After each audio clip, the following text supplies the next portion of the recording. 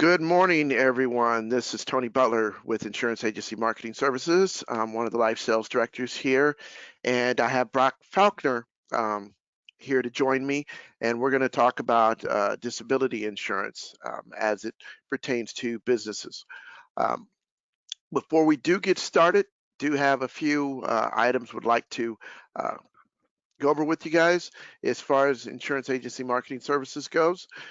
We do recognize that a lot of your business is predicated on referrals, and as is ours. So for agents that are appointed with this, and if you refer another agent to Insurance Agency Marketing Services and we get that agent appointed with any of the carriers that we work with, we do provide you a $50 referral bonus. Any subsequent business that they submit, we provide you with 20 basis points for that business. It's just our way of saying thank you for the business. We also have a new Producers Builders program, and that's for agents that are recently appointed. Within the first 180 days of you being appointed, we have 5 different levels available for you in regards to paid premiums, where there's additional perks for you, if you will. We've got 100,000, 250, 500, 750, and 1 million. So you can get things, anything from 1,500 piece mailer to additional marketing materials. If you have any questions regarding our new Producers Builders, please give us a call. Be more than happy to go over that with you. Next, we'd like to point out that here at IAMS, we do offer back office support. What that means is we try to help you work smarter, not harder. Some of the things that we do provide for you is case design assistance. We do provide you with life and annuity quotes. We also provide a huge perk, and that's paperless contracting. If you've ever gotten appointed with the carrier, you know that that can be some time painstaking process. We do all the paperless contracting via Assurance Bay. So if you have questions on getting appointed or needing assistance with walking through that process, be more than happy to help you with that. With the COVID-19 pandemic, agents are finding it difficult to get in front of clients. We do offer a couple of platforms as far as electronic applications go. One of the platforms that we have available is Firelight. You can register for Firelight through our website.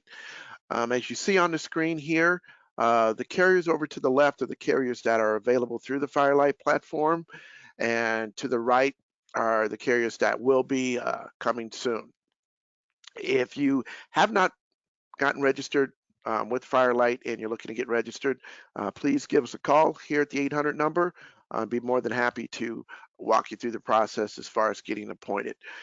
We can also assist you with any applications that you are submitting through that platform.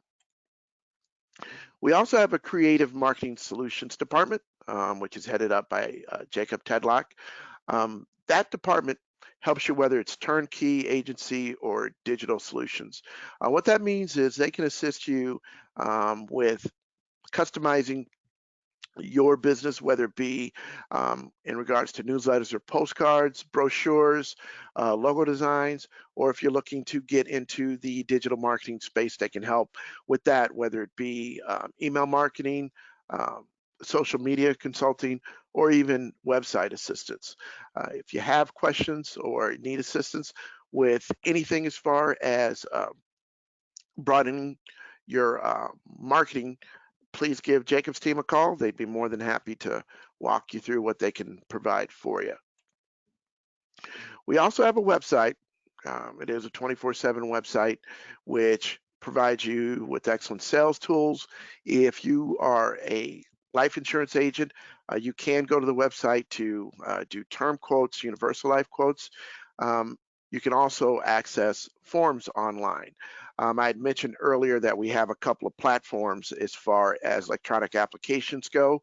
The other platform is iGo eApp, which is through our website. So you can submit electronic applications through our website as well.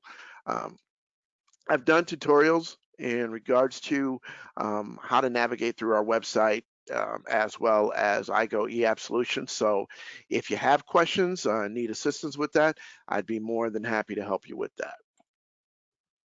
We also provide you with a retirement analyzer as an agent. We do offer this as a 30-day free trial basis, and what the retirement analyzer does is answer questions from your clients such as, can I continue my present standard of living into my retirement years? How would it affect my family if I were to die prematurely? Now, as I mentioned, it is a free 30-day trial basis. If you are an annuity producing agent and you produce 250,000 in premium, whether it be for annuities, or if you're a life agent and you do single premium life, if you're producing 250,000 and single premium life business, it is still offered to you on a free basis. If you have questions regarding charges for the retirement analyzer, you can give us a call and any of our sales directors can provide you with more information on that.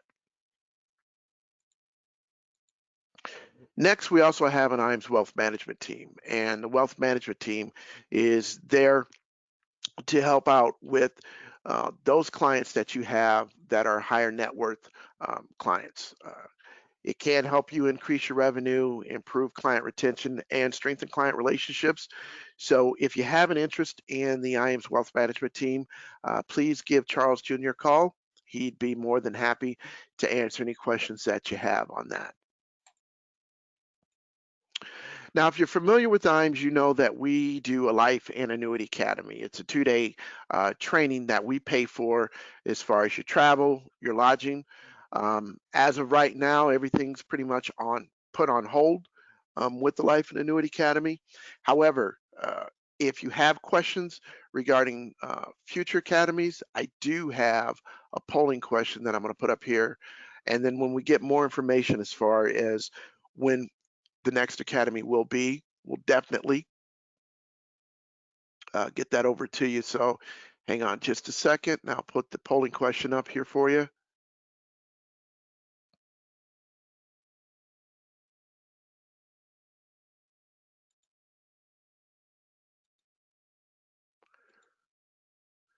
So if you can respond to that, I'll make sure to get additional information out to you.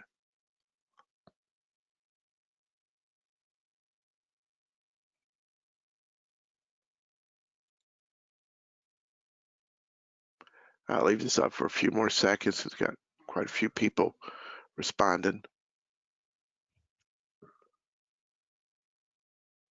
Okay. I'm going to go ahead and close this out.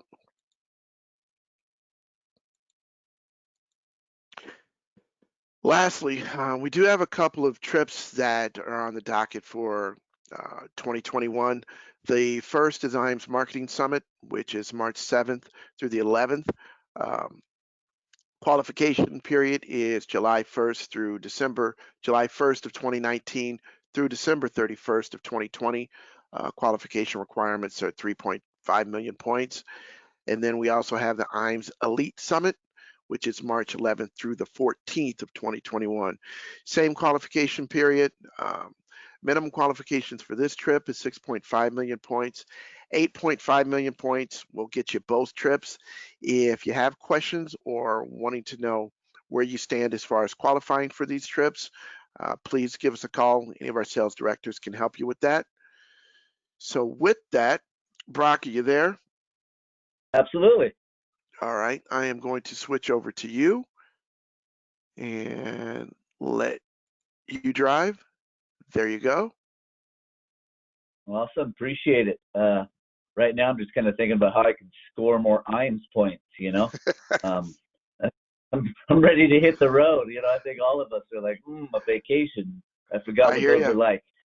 Yeah. Well, appreciate it, Tony, and thank you guys for joining us today. I promise to be very, very cognizant of your time, and by no means am I trying to reinvent the wheel by talking about disability insurance sales. Hopefully, bare minimum, today you'll take from Tony and myself the idea that income protection, disability insurance, business expense, you know, kind of everything that's wrapped within the disability insurance market space should and 100% could be an important part of your book.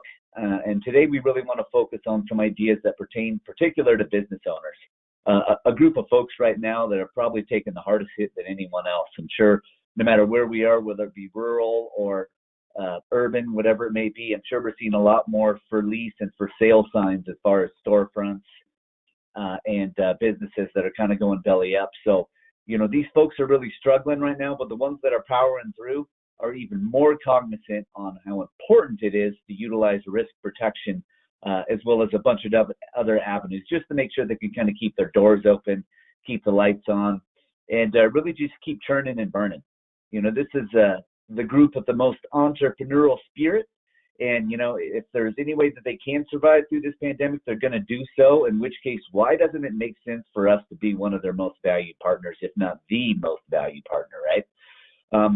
Just so you know, I'm going to be speaking a little bit more on the general disability insurance realm, but I am a regional manager at Illinois Mutual specifically. But again, I am of the mind that if you aren't proactively bringing disability insurance sales opportunities to your clients, then by no means is Illinois Mutual ever going to have a shot at anything, right? So DI first with me, and then Illinois Mutual kind of secondarily when and if it fits.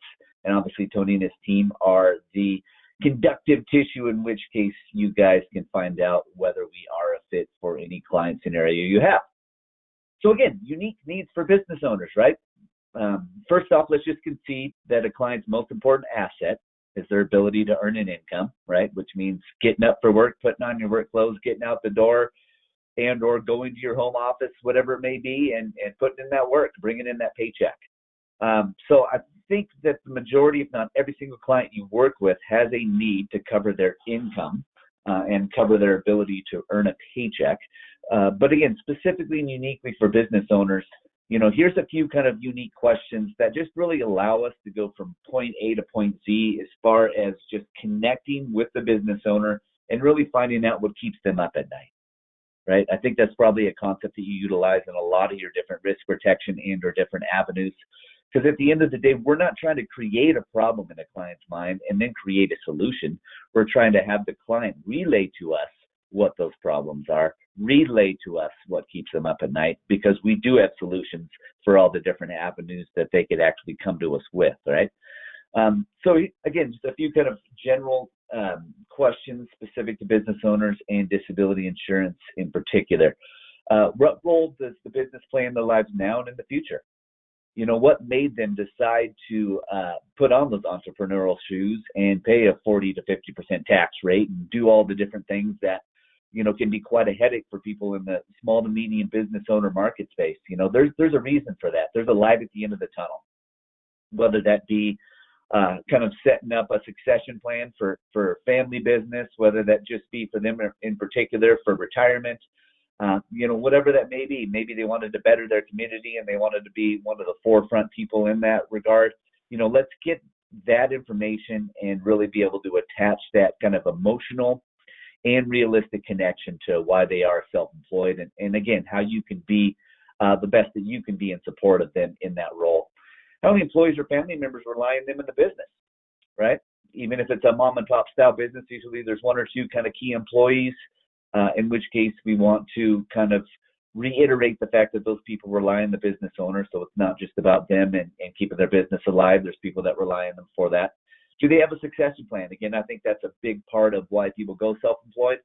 And, it's either going to be we want to sell at the end or we want to pass it off, right? Not a lot of people haven't thought about that in any way, shape, or form. And if perchance you run into someone that hasn't thought about it, well, maybe it's time to talk about it. But again, I think that's going to be a lot more rare. Usually there's kind of an overall plan for these folks.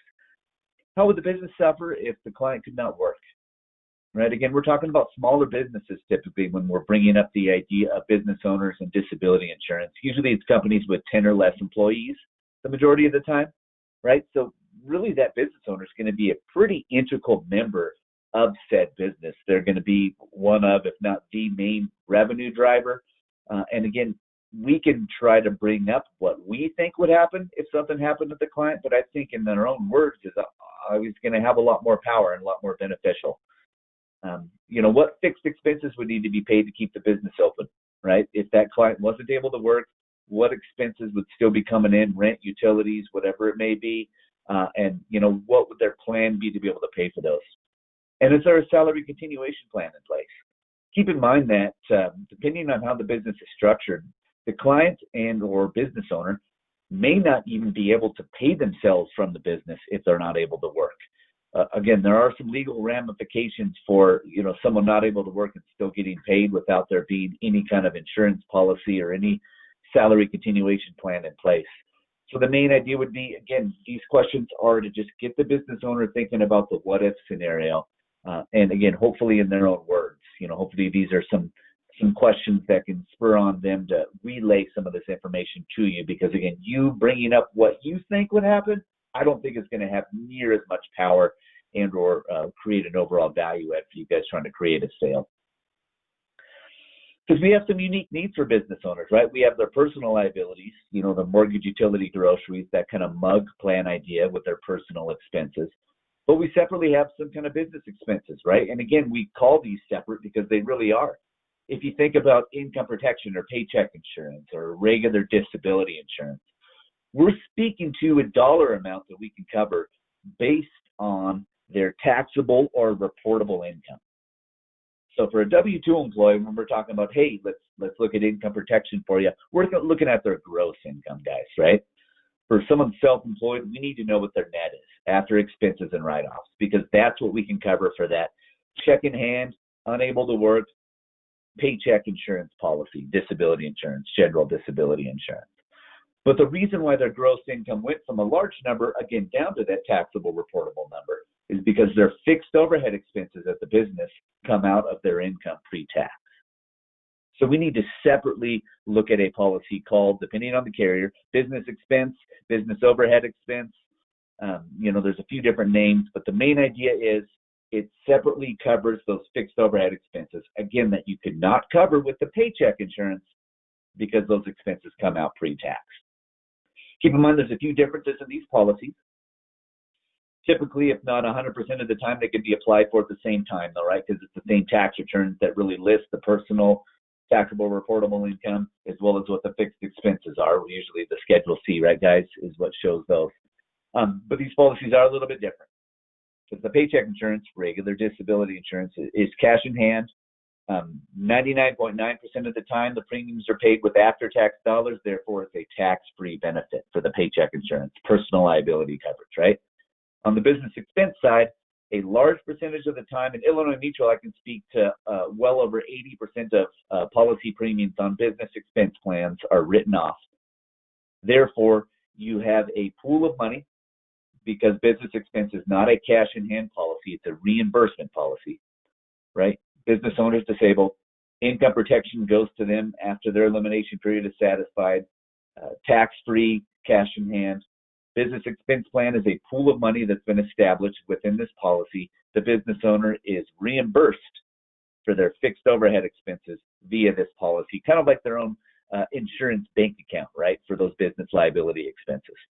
Keep in mind, though, again, the majority of these policies are written off on the business expense side, in which case that reimbursement would be taxable, right? But think of it sort of as a wash, right, guys? Because you're writing off the premiums as well as writing off the expenses that the premiums are covering, right? Because, again, you're lowering your tax liability by writing off those fixed overhead expenses, and that's why your net income is lower, right? So this is the finality, I promise, of my tax advice in, tax relation whatsoever, because that is not the realm that I'm in.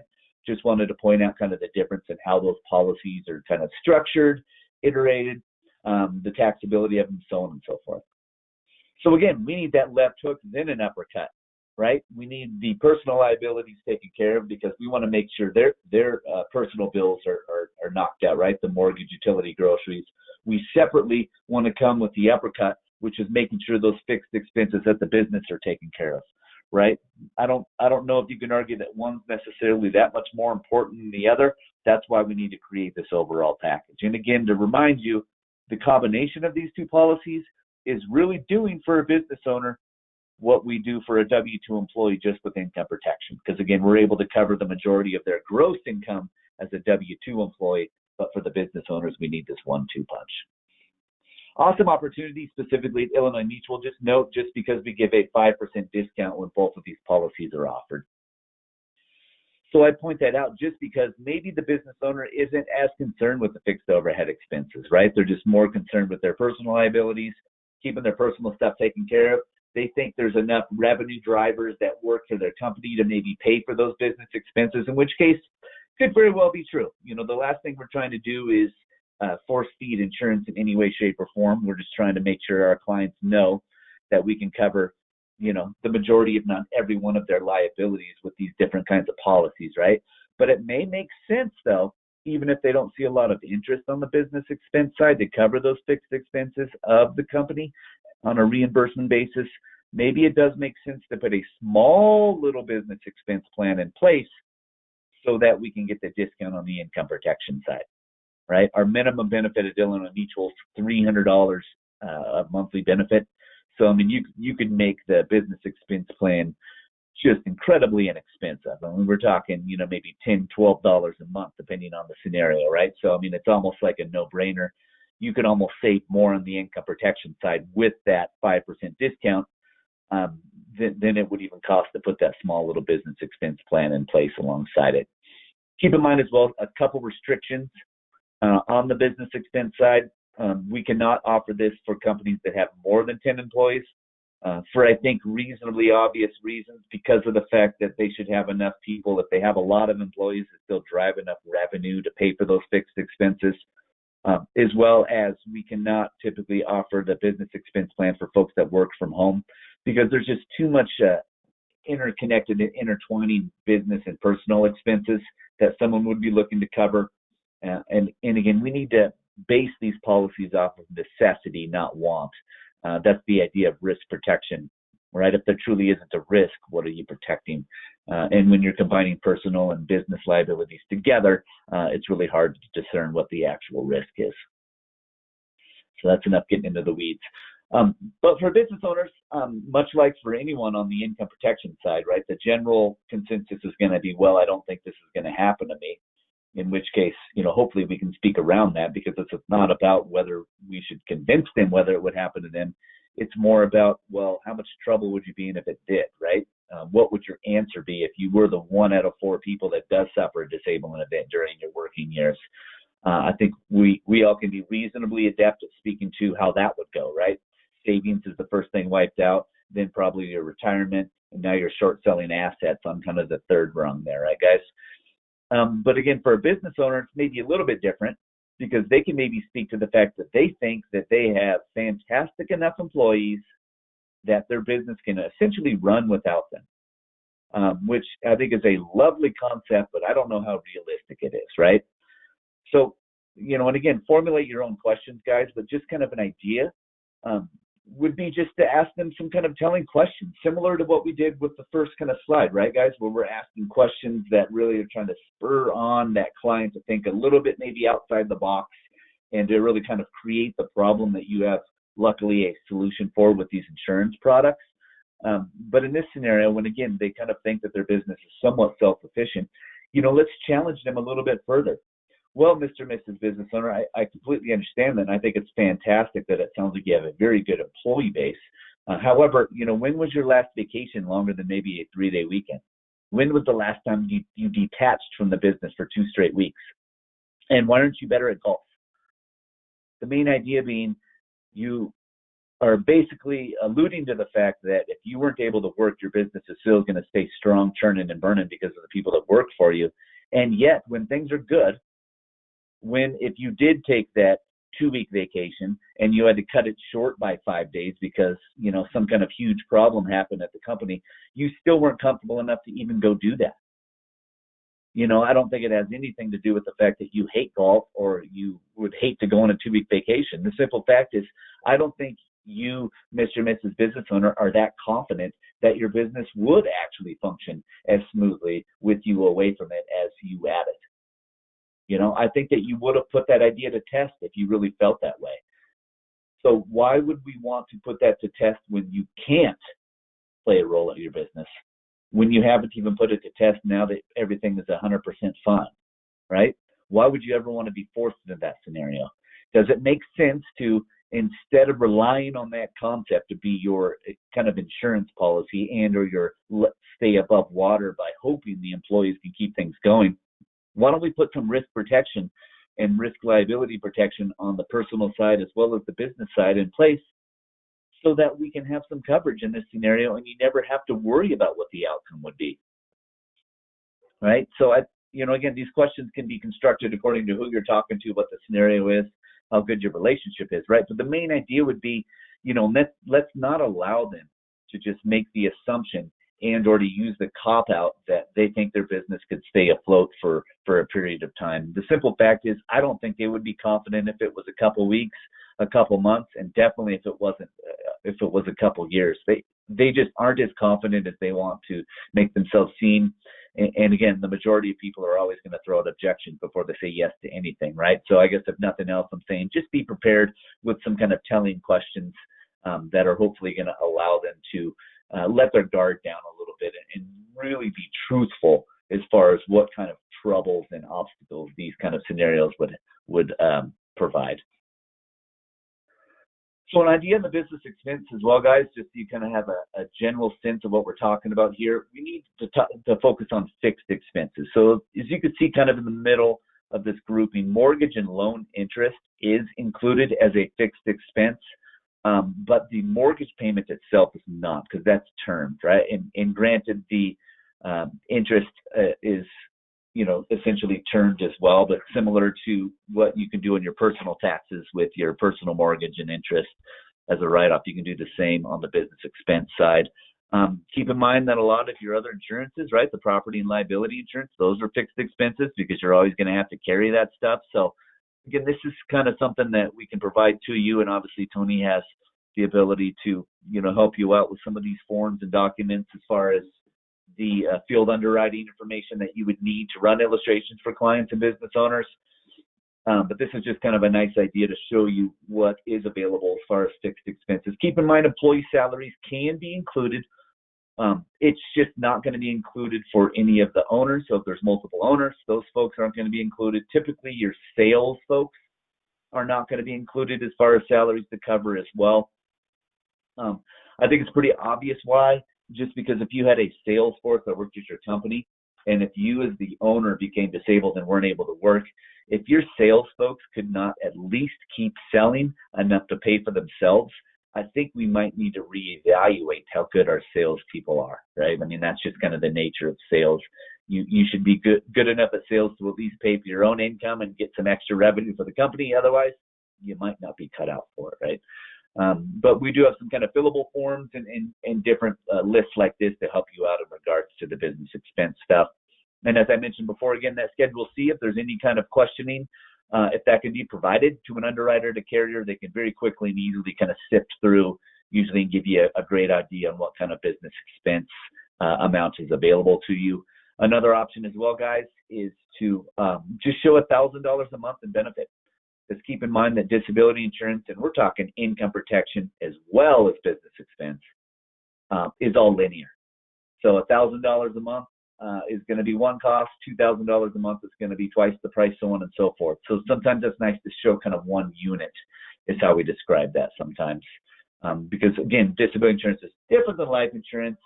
It's not pocket priced, it's completely linear. So benefit to cost is always going to be linear. So again, there's business owners, otherwise known as the little guy. What we're really focusing on, at least, right, guys, like 10 or less employee companies.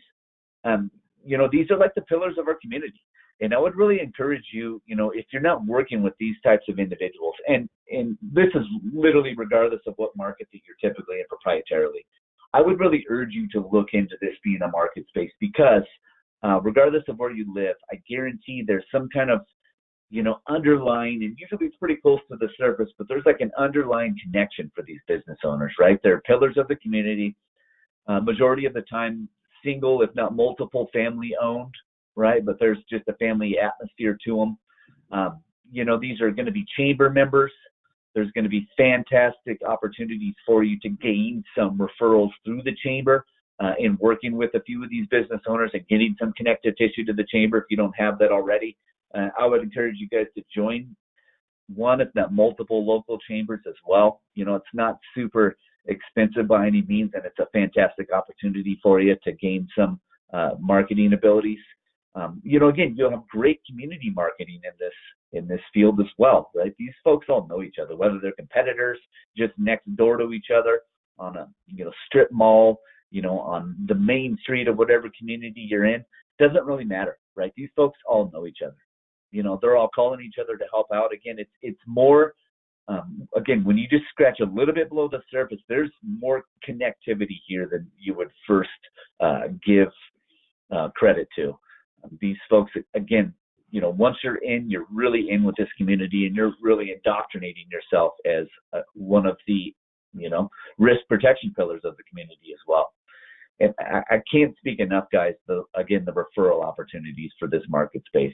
It's fantastic. And these are going to be the most loyal folks that you'll ever work with. Again, assuming that you're bringing a constant value add to them, of course, right? Because there's still some onus on your shoulders. But, these folks are not going to run away and run to someone else to save 50 cents a month, right? That's just not how they work. Because keep in mind, these are the folks that are competing with the box stores, and they know that, their stuff and their retail operation costs more than the box stores or whatever it may be. It's just the reality of the situation, right? These folks are not going to be able to keep the same prices as the Best Buys and the Amazons and whatever it may be. So they kind of get the idea that, it's more about value, and maybe they're being a little bit higher cost because of the added value that they bring to the community. And therefore, again, that's why they're going to be that much more loyal to you versus, jumping around to other competitors in your industry. As long as, again, guys, you guys are being as holistic as possible in working with them. And a big part of that, again, as a reminder, is going to be bringing disability insurance to the table when working with them. Disability insurance, business expense, whatever it may be, because you want to be the first one talking to them about it. Don't have your competitors open up their ear and talking about some of this disability insurance and business expense opportunities, because that's going to be an awkward scenario. Because again, these guys are crazy loyal, and I mean that. But the loyalty is going to be somewhat in question when they come to you and say, "Hey, I've been approached with some of the annuity or health insurance or group insurance or life insurance, whatever stuff that we talked about from one of your competitors," but they also talked about disability insurance. And now you have to actually concede that you could have talked about it as well, but you just didn't for whatever reason. But does that reason really matter, guys? Because at the end of the day, it's almost like in the client's head, you're conceding that you didn't think it was important. And again, I don't believe that to be the case, and it isn't the case, I know. But, could you argue against the client thinking that? I mean, it would be hard to do. So just, bare minimum, make sure that you're the first one to bring these ideas to the table. And you don't have to be the master of the universe here. You have partners in myself and Tony and his team that can help be supportive of you. I think, though, that everything I've said so far and will continue to say, and you will always hear from me, as well as Tony, isn't going to be anything that's, again, super crazy and hard to understand. It's, have you looked at a mug plan? Have you looked at income protection? Have you looked at covering your business liabilities in case you became sick, ill, or injured, right? That's not crazy stuff, right? And again, you don't need to talk about the 4 different kinds of residual or partial riders to be able to bring that kind of concept to the table. And again, you guys are not soloed on an island. We're here to help you, get you more and more comfortable with bringing this stuff to the table. Some of the kind of specific awards that Illinois Mutual at least has, but these are also reasonably consistent with some of the other carriers. We have multi-life discounts. So again, a 5% discount if we have at least 3 employees at a common employer that take a policy out. Oftentimes it'll be like, a business owner and 2 employees, or maybe a couple business owner and 1 employee. Just keep in mind that if it's employees, they need to be W-2. They cannot be 1099, because we need some pretty strong connection to the company, right?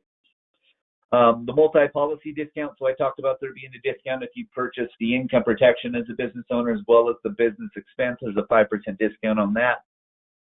We have some occupation class upgrades that are available to a few different occupations, and to basically everyone that's self-employed. Just keep in mind that, while this is all kind of insurance jargon, right? Just note that we're going to do everything we can in partnering with you, and obviously Tony, to, get as much information on the client what they're currently doing, what they were doing in the past, just so we can get them the best possible price, right? We have some of these abilities to plug into these programs to save them some money, because we definitely want to be as premium tolerant as possible, just overall.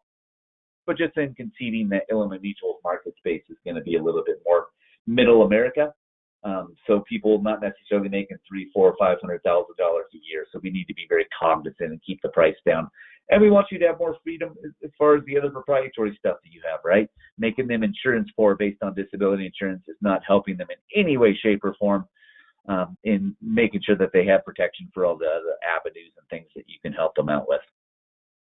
We have a business owner allowance capability. So keep in mind, this is for, again, the average self-employed individual that, might gross a decent amount of income, but again, what do they report? Could be kind of a low number, right? Most folks in this realm, as well as, anyone on this call or even sitting in my chair right now, we try to reduce our tax liability as far as possible, right? Which is fantastic as far as tax time, not great as far as how much income protection you can purchase, because again, it's that bottom number that really means the most. This business owner allowance allows us to, if they've been self-employed at least a couple of years, throw a little bit more income into the scenario to allow for a little bit larger benefit. It's kind of an allowance for assuming that the income, could be a little bit higher and getting them a little larger benefit because of that. And keep in mind, overall, we're really looking at, for these folks, an overall business protection package, in combination of, again, whatever proprietary market you're in.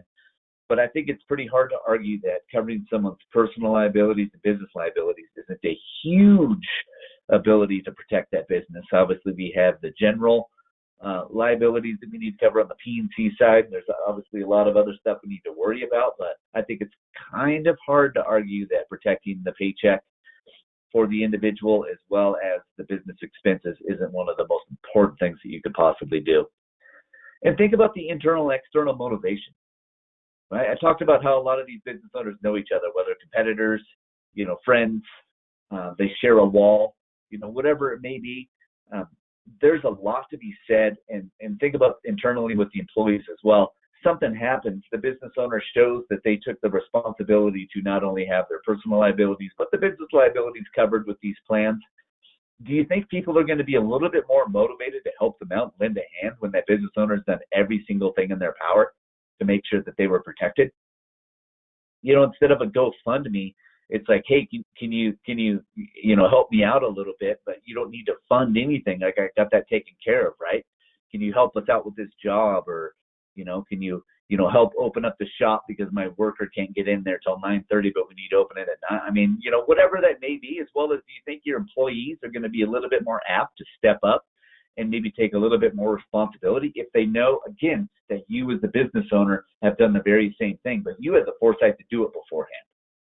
Right? I would just argue that there's some power to that, and I would encourage you guys to really bring that idea up to the business owners, because again, we need to just constantly remind them, and I don't want to make them sound like they're a self-centered group necessarily. I just think that there's a lot of tunnel vision, as there would have to be in these scenarios, that, let's face it, being a business owner, having some kind of brick and mortar, there's a lot of pressure there, but just a reminder that they are hugely connected to their community, and they are hugely connected to all the people that rely on them and that they rely upon as well to get their job done.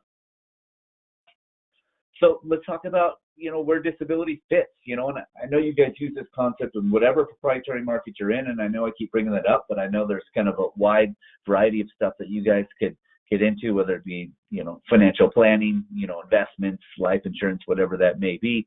But we need to fix the leaks. What's the biggest leak? How about no paycheck, no ability to pay your personal expenses? How about loss of business revenue? Again, with the businesses we're talking about, there's going to be some revenue loss when that business owner goes down. That business owner plays some kind of role in making sure that that business is profitable, right? It's just the reality of it. But at the end of the day, do we want that revenue hit to include the business owner having to still cough up some money from the businesses themselves to make sure they don't lose their house?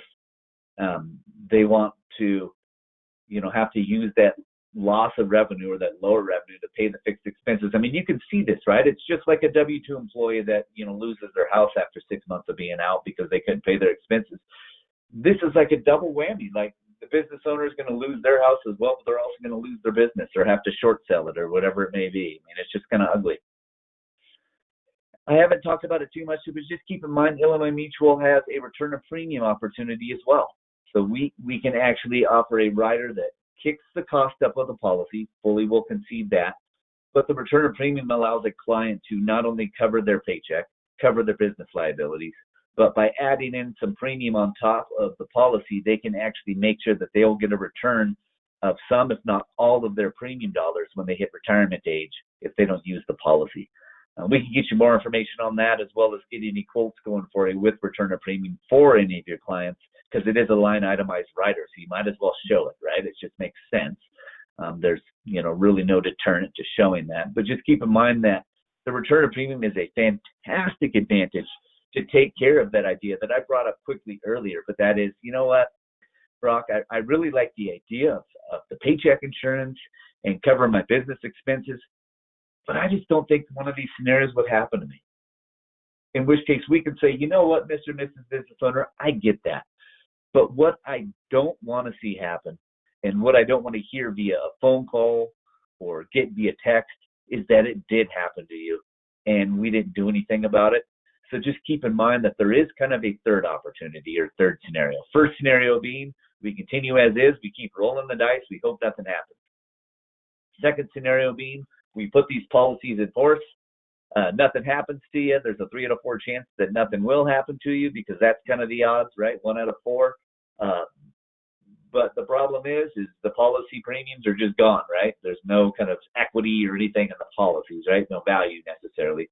Third option, though, we can put these policies in place with this return of premium rider, which again allows us, if you never go on claim, to get the majority, if not all, of your money back that you paid into the policy when you hit retirement age. So great opportunity. Again, want more information on that, happy to provide it. Didn't want to focus on it too aggressively today.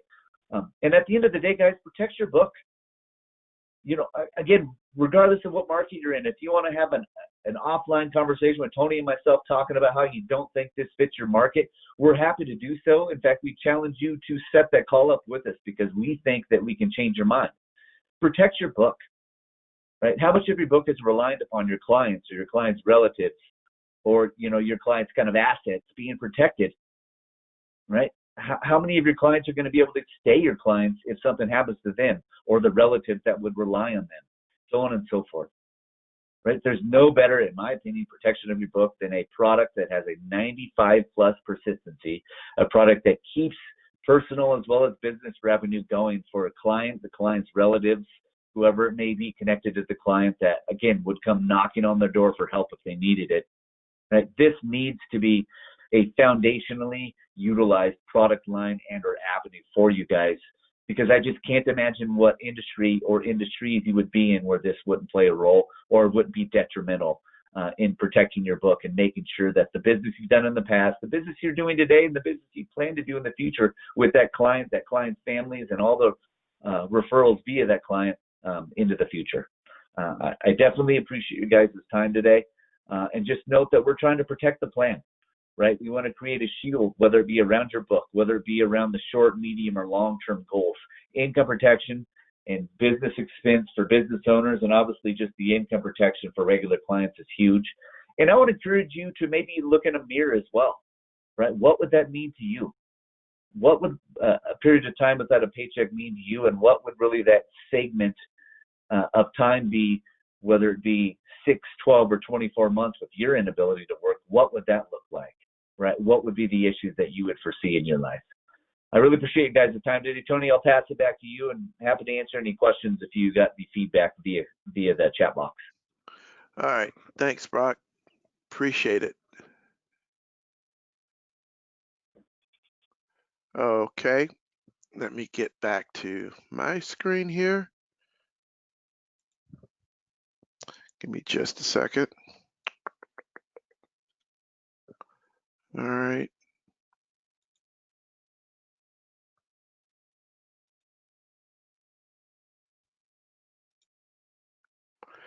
And there we go. Do you see my screen? Yep. All right. Okay. So, got a couple of questions here.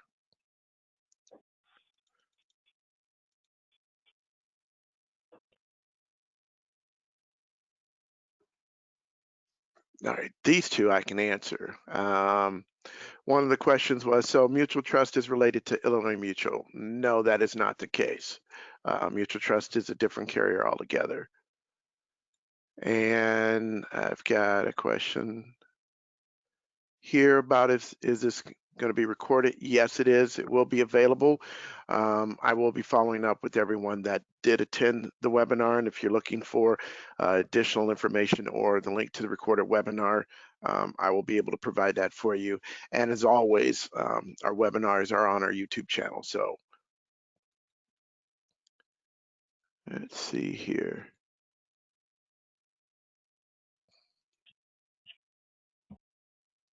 All right, checking for any other questions. So while I'm waiting for that, I do have another polling question available. If you're looking for additional information, I'm going to launch that here in a second. And Tony, I would just reiterate as well that, you know, the lack of conviction in that client relationship when you bring up the idea of disability insurance, you know, they're oftentimes going to be apt and prone to ask you what you have in regards to that. And if you say as the agent that you don't have any disability insurance, that can really create an uphill battle. And honestly, it might just move on immediately from there. So I don't care if it's a $300 a month policy, if you do a full meal deal. I don't care if it's with Illinois Mutual or with whoever mutual or whoever carrier. I would just encourage you to put something in place, not only for your own liabilities and protection, obviously, but also in talking to clients. I think that's going to go a long way into just creating that much more conviction as well as confidence, because you would have gone through the process, right? That's one of the hardest things to do, in my opinion, you know, as far as, you know, being those that does versus teach, where Tony and myself are in the teach mode right now, but we've both done as well, is just not knowing the process and not have gone through it yourself. So just note that that's a great place to start. And, you know, obviously there's a multitude of options via Tony and his team that can get you connected to the carrier that makes the most sense. And you can see a quote on yourself for multiple carriers, and that's a great place to start. Couldn't have said it better. So my next polling question is, if you're looking for additional information on what we discussed today, if you could respond to this polling question, I'll make sure to get additional information out to you. It looks like we've got quite a few people that's looking for more information. So I'll make sure to get that out to you.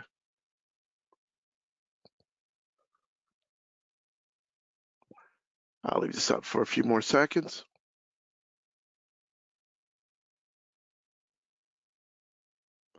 All right, close that one down.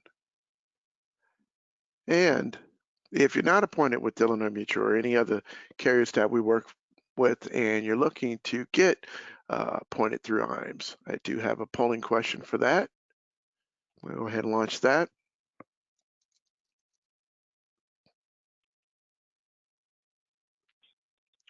I'll make sure to get information out to you on that as well.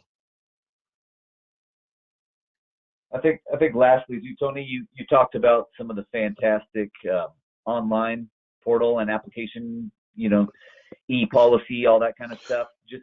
Just wanted to point out that we actually do, upon request, we are able to do e-policy delivery too for DI. So just note that we have, you know, in alignment with you, a lot of those online availabilities, especially with times like now that, you know, it's still a little bit unfortunately tumultuous to have multiple face-to-faces with clients. So we can help you keep those down to the bare recommended minimum, you know, even on the DI side of Illinois Mutual. Okay. And I'll take one more question, and this is one of your favorite questions that you get asked, Brock. I know this because we've talked about this on multiple occasions. The question is, lead in for a prospect. I'm assuming he's asking, what would you say to a potential prospect? Right. Yeah, I think that, you know, not knowing anything about them, I think the main idea would be is, you know, utilize language other than, do you want disability insurance, yes or no?